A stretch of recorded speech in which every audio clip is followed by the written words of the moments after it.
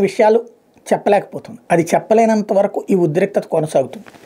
ఉగ్రవాదుల్ని వాళ్ళు ఇంకా ఉంచుకోవాలనుకుంటున్నారు. ఉగ్రవాదాన్ని వాళ్ళ ప్రభుత్వ విధానం కిందనే కొనసాగించాలనుకుంటున్నారు.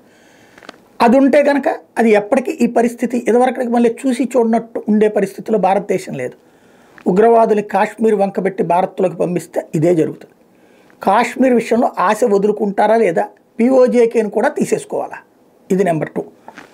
మూడోది వచ్చేటప్పటికి ముందు వాళ్ళ విద్యా ఉద్యోగం ఉపాధి అవకాశాలు కల్పించే చర్యల్ని పక్కన పెట్టేసి వాళ్ళ పిల్లల్ని భారత వ్యతిరేక శక్తులుగా మార్చేటటువంటి అంశాన్ని ఆపుకుంటారా లేదా, రాజకీయపరమైనటువంటి వ్యవస్థని నాశనం చేసుకుని అక్కడ ఐఎస్ఐ తీవ్రవాదులు సైన్యము కలిసి పనిచేసే వ్యవస్థని కట్ చేసుకుంటారా లేదా, ఇవి చెయ్యకుండా పాకిస్తాన్ ఏం చేసినా ప్రయోజనం లేదు.